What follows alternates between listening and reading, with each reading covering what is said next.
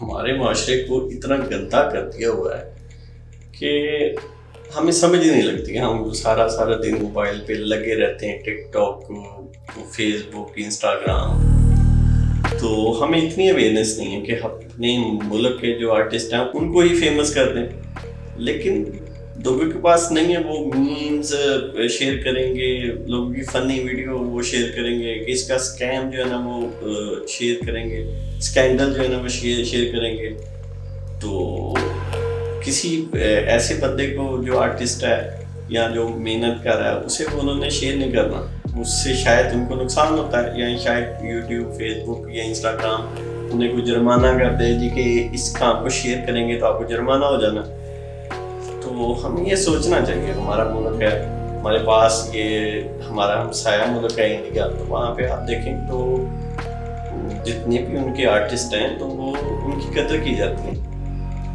تو میرا نہیں خیال کہ ہمارے اور ان کے رہن سہن میں زیادہ فرق ہے, لیکن یہ ہے کہ ان میں ہمدردی, اپنے لوگوں کے لیے پیار تو ہے نا, چاہے وہ کافر ہی سے.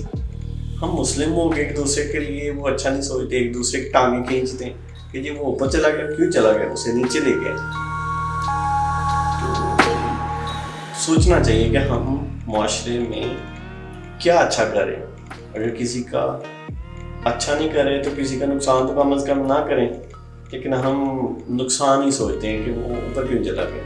ہم پاکستان میں ایک سسٹم لانچ کرنے جا رہے ہیں جس میں ہم ان آرٹسٹوں کی, کیلیگرافر کی ہیلپ آؤٹ کریں گے جن کی پینٹنگ سیل نہیں ہوتی یا جن کو فریم نہیں ملتا.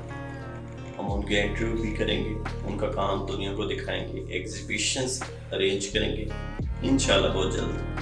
یہ ہم کام سٹارٹ کرنے جا رہے ہیں. تو جو آرٹسٹ بھی اس میں انٹرسٹڈ ہوں, وہ چاہے چھوٹے آرٹسٹ ہیں یا بڑے آرٹسٹ ہیں یا جن کو بھی ضرورت ہے, وہ ہم سے رابطہ کر سکتی ہیں, میری ٹیم سے رابطہ کر سکتی ہیں. کانٹیکٹ نمبر جو ہے نا وہ دیے جائیں گے. تو انشاءاللہ یہ بہت جلد ہم سٹارٹ کرنے والے ہیں.